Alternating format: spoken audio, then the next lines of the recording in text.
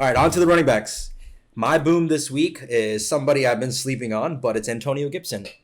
Oh, Washington. Yep, he's projected 10.59 points. He's playing against the Rams, which they've actually been fairly average. I mean, aside from Donald and even Ramsey hasn't been the best, but that's another story. But Gibson continues to show that he's their guy. He's a 3-down back. He's really effective in passing situations as well. Okay.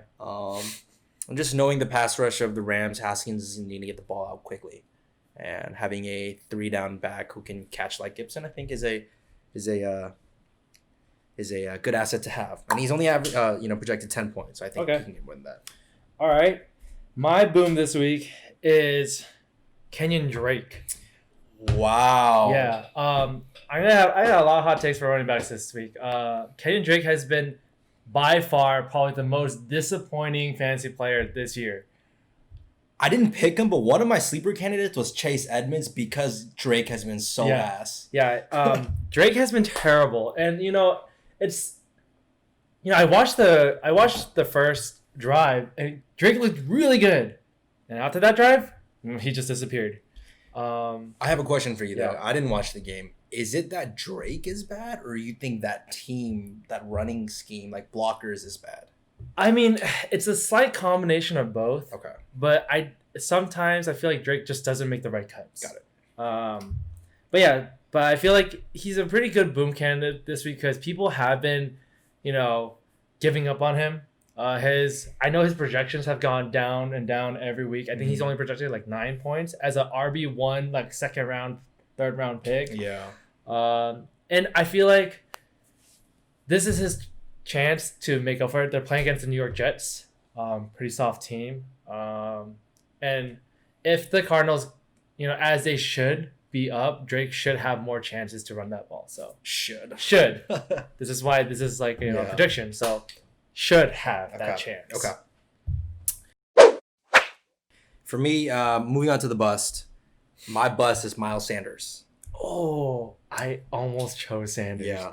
Steelers, right? Yeah, I don't understand. He's projected 13.9, 14 points against the number one rush defense. I mean, I guess because he can play like a role in the passing game, but I'm going to take my chances. Okay. I wouldn't, even if I had Miles, I wouldn't start him. Yeah, I thought same things. Steelers run defense great. Their pass defense not that great. So he also hasn't rushed over 100 yards this season. Yeah. So I don't see it. So it's a great pick. Yeah, that's my bust. I thought about doing that one, but I kind of want to get bolder in my choices. Okay, bolder. I like it. So I went with Dalvin Cook as my bust this week. What? Yeah. Wow, dude. Is he the number one running back right now? No, Kamara is. Kamara, okay. Yeah, but he's like top 3. Yeah.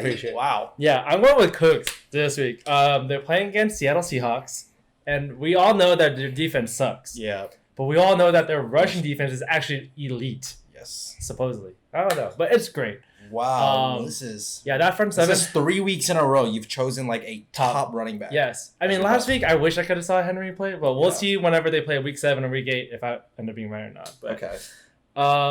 So I just feel like Seattle knows that offense is around Cook. Yeah. So I just feel like they're going to just stop him and force Kirk to throw because Kirk, sucks at throwing. So I have Cook. Should I not start him? That's the thing about choosing these hot take, like these really big busts, because I feel like if you own Cooks and someone you have to like if you put him on the bench, like your opponent's like, oh he forgot to set up his lineup,